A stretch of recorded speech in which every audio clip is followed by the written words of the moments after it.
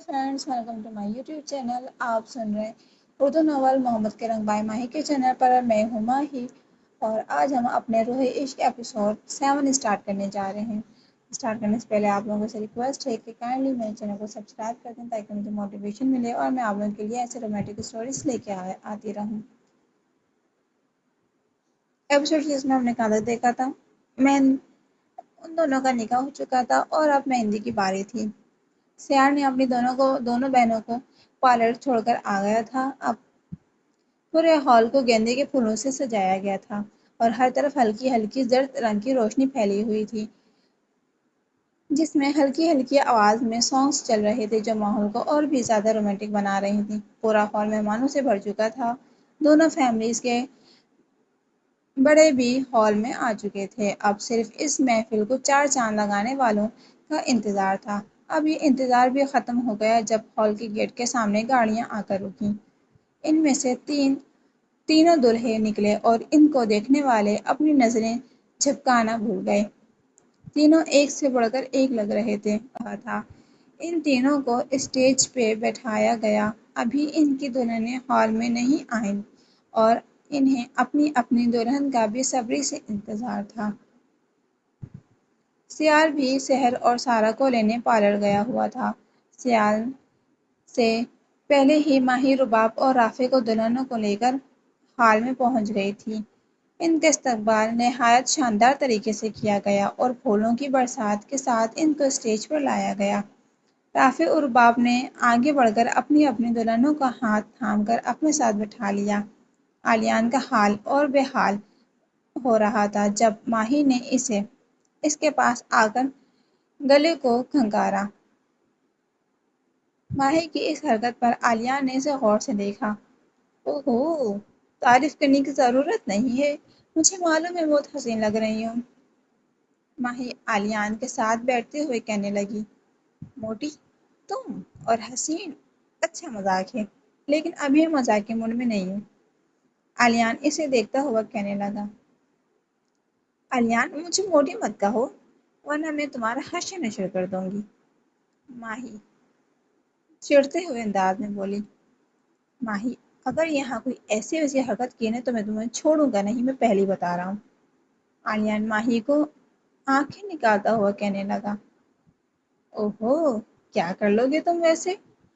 जो भी करना बाद में करना, अभी सामने देखो आ गई है वो। माही आलियान को कंधा मारते हुए बोली। माही कहकर इसके पास से उठकर शहर की तरफ चल दी, जबकि आलियान शहर को देखकर अपनी रुकी हुई सांस को बहाल करना भूल गया था। सियाल शहर को लिए आलियान की तरफ जा रहा था जबकि इनकी कुछ कजन्स ने शहर का हाथ थाम लिया और सियाल किसी के पुकाने पर पलट गया और इसके साथ बात करता हॉल से वापस बाहर निकल गया। माही और सारा शहर को लेकर आलियान तक आई तो आलियान ने शहर का हाथ बढ़ाकर पकड़ा। शहर ने प्यार से हाथ थाम लिया। वो इसके बराबर पर आकर बैठ गई। आलियान की नजरें शहर पर से हटने से इनकार कर रही थी, जबकि शहर इसकी नजरों की तपिश खुद पर महसूस कर रही थी। आलियान के मुसलसल अपने आप पर नजरें पाकर शहर ने अपनी पलकें उठाकर आलियान को देखा, जिस पर आलियान को अपना सर हल्का होता महसूस हुआ। अगर वो बैठा ना होता तो शायद शहर की आंखें देखकर वो जरूर जा गिरता। शहर बामुश्किल चंद मिनट इसे देखने के बाद आंखें झुका लीं, लेकिन आलियान ने जैसे आज सिर्फ शहर को देखने की कसम खा रखी थी। आलियान, माही की आवाज पर वो होश में आया तो जल्दी से आंखें झुका ली।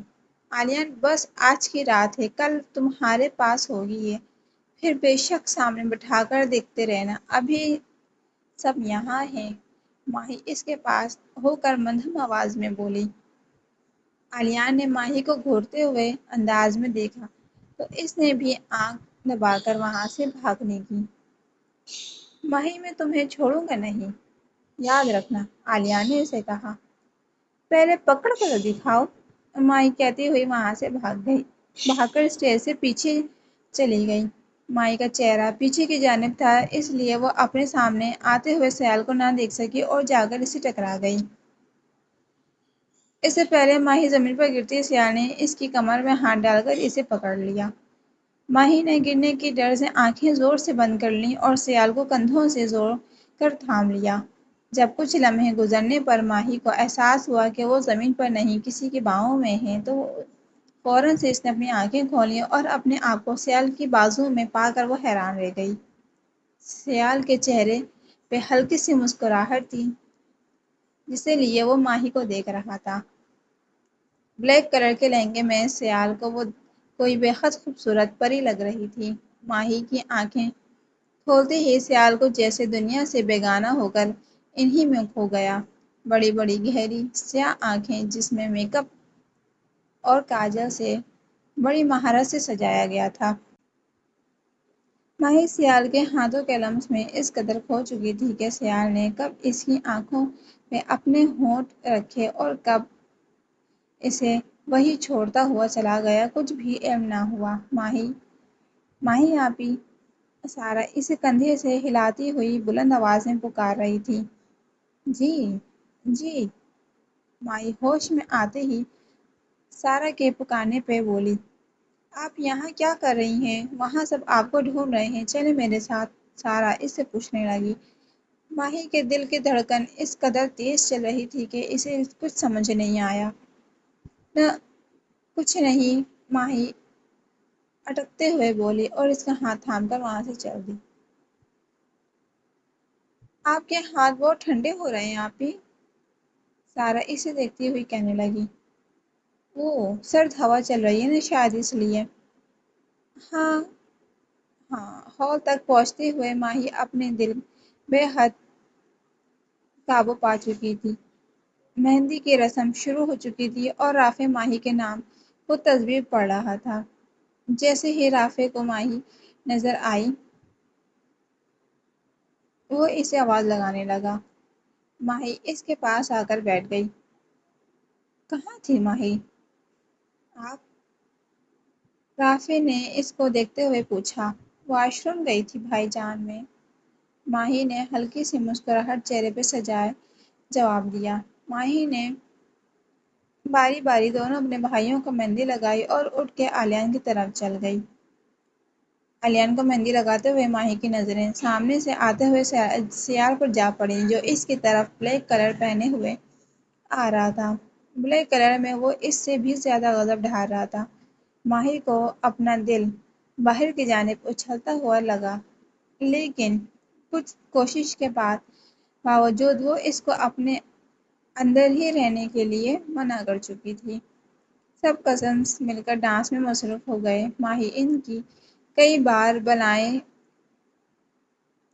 بلانے پہ ان کے ساتھ ڈانس کرنے کے لیے نہیں گئی۔ تھوڑی ہی دیر میں سب بڑے جانے لگے، اٹھ کھڑے ہوئے تو ساتھ ہی سب چھوٹے بھی ان کے ساتھ جانے کے لیے تیار ہو گئے۔ گھر جاتے ہی سب اپنے اپنے رومز میں جاتے ہی اپنے آرام کے لیے سو گئے۔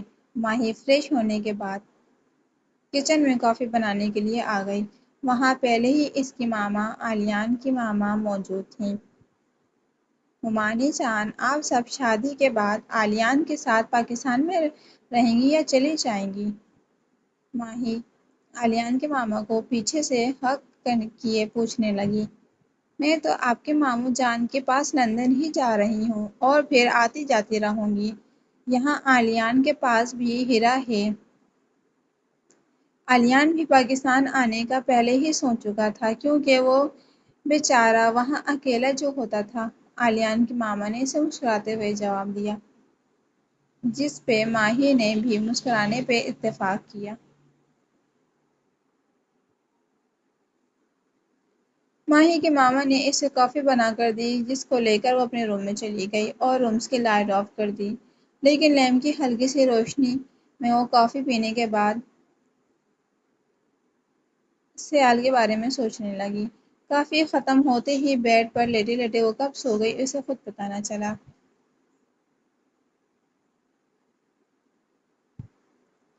اپنے گھٹنوں کے گرد بازو لپیٹ کر ان کے اپنا سر رکھ دیا۔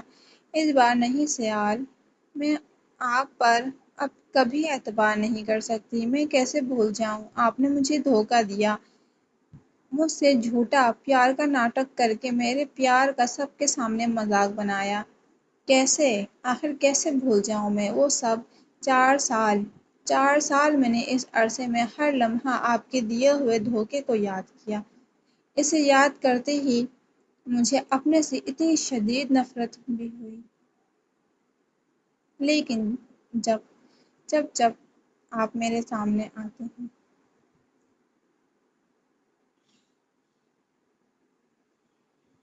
جب جب آپ میرے سامنے آتے ہیں میں سب کچھ بھول جاتی ہوں اور نفرت کرنا بھی چاہوں تو کر نہیں پاتی۔ بہت دیر تک ماہی یوں ہی روتی رہی اور پھر وہیں لیٹی لیٹی سو گئی۔ شادی کا فنکشن رات کا تھا، اسی وجہ سے سب دیر تک سوتے رہے کیونکہ شام میں انہیں بہت سے کام نپٹانے تھے۔ ماہی کی آنکھ کھلی تو دوپہر کے 12 بج چکے تھے۔ وہ ٹائم دیکھتے ہی جلدی سے اٹھی اور شاور لینے چلی گئی۔ ماہی جب تیار ہو کر نیچے آئی تو پورا گھر سجایا جا چکا تھا، ہر طرف پھولوں کی مہک پھیلی ہوئی تھی۔ وہ سب دیکھتے ہوئے ناشتے کے لیے ڈائننگ ٹیبل پر آ کر بیٹھ گئی۔ ناشتہ کرنے کے بعد ماہی اپنے کزنز اور ماری کے ساتھ پارلر جا چکی تھی۔ مرزا ہاؤس میں بھی ہلچل مچی ہوئی تھی۔ وہیں سحر کے لیے ہر گھڑی مشکل ہوتی جا رہی تھی، چھوٹی چھوٹی بات پر رونے لگتی جس پر اس کی ماما بھی سمجھا سمجھا کر تھک گئی تھیں۔ تو انہوں نے سیال کو اس کے پاس بٹھا کر چھوڑ دیا کہ وہ سمجھائے اور اس کی طبیعت نہ خراب ہو جائے۔ سیال جب سحر کے روم میں گیا تو وہ صوفے پہ بڑا جمان رونے میں مصروف تھی۔ سیال جا کر اس کے قریب بیٹھا تو اسے دیکھتے ہی وہ اس کے سینے سے جا لگی۔ سحر بس کرو میری جان، اس طرح روتی رہو گی تو تمہاری طبیعت خراب ہو جائے گی۔ اگر تمہاری طبیعت خراب ہو گئی تو ہم عالیان کو کیا کہیں گے کہ اس کی دلہن بن کر کیوں نہیں آئی؟ وہ اسے اب اپنی بیوی کی عیادت کے لیے گھر آنا پڑے گا اور پھر انتظار کرنا پڑے گا جو عالیان ویسے ہی وہ نہیں ہو سکتا، اور وہ تمہیں اس طرح اپنے ساتھ لے جائے گا۔ سیال نے اسے شرارت سے کہا تو اس کے سینے سے لگی ہوئی وہ مسکرا پڑی۔ گڈ گرل، اب اسی طرح مسکراتی رہو، اور ہاں، اگر رخصتی کے وقت آپ روئی نا تو مجھ سے کبھی بات مت کرنا۔ سیال نے سحر کو سختی سے کہا کہ وہ سحر چپ کر کے ہاں میں سر ہلا دی۔ چلو اب تیار ہو جاؤ، پارلر چھوڑ کر آؤں میں آپ لوگوں کو۔ سیال اس کے سر پر بوسے دیتا روم سے باہر نکل گیا۔ تھوڑی دیر میں سیال سحر اور سارہ کو پارلر میں چھوڑ کر خود گھر آ گیا۔ پورے ہال کی ڈیکوریشن وائٹ اور بلو کلر سے کی گئی تھی، ہر طرف بلو لائٹ پھیلی ہوئی جو ماحول کو بے حد خوبصورت بنا رہی تھی، مہندی کی طرح۔ شادی کے دن کے فنکشن کی سجاوٹ بھی سیال نے کروائی تھی، اس لیے دیکھنے والے اس کی تعریف کیے بنا نہ رہ سکے۔ رباب، میرا کھوسا کہاں ہے؟ تمہارے ہی کھوسے کے ساتھ میں نے رکھا تھا نا یہاں؟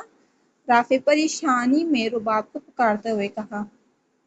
ہائے جان، میرے پاس ہے اور میں آپ کو یہ پہناؤں گا۔ رباب رافع کے سامنے آتے ہوئے کہنے لگا۔ میں خود پہن سکتا ہوں رباب، تم تیار ہو جاؤ۔ رافع نے اسے پیار سے دیکھتے ہوئے کہا۔ ہاں نہیں بھائی، آپ پاؤں میرے سامنے کریں، میں ہی پہناؤں گا۔ رباب اس کے سامنے زمین پہ بیٹھ گیا اور کہنے لگا، جس پر رافع نے اپنے پاؤں رباب کے سامنے کیے اور اس نے پیار سے اپنے بڑے بھائی کو کھوسا پہنایا۔ اچھا اب یہ عالیان کو دیکھو تیار ہوا کہ نہیں، رافع رباب سے کہتا ہوا روم سے باہر نکل گیا۔ ماہی اور مائیہ کو ایمر پارلر سے لے کر آیا اور ان کو چھوڑ کر وہ سیال کے پاس چلا گیا۔ تینوں دولہے جب تیار ہو کر لاؤنج میں آئے تو سب آنکھیں پھیلائے ان کو دیکھنے لگے۔ تینوں ہی کسی ریاست کے شہزادہ لگ رہے تھے۔ عالیان کی ماما اور ماہی کی ماما ان تینوں کی بلائیں لیتی نہیں تھک رہی تھیں۔ چلیں بھی، دیر ہو رہی ہے، وہاں بارات کا انتظار ہو رہا ہے، تبریز صاحب نے لاؤنج میں آتے ہی سب سے کہا۔ تو سب نے ان کی پیروی کی۔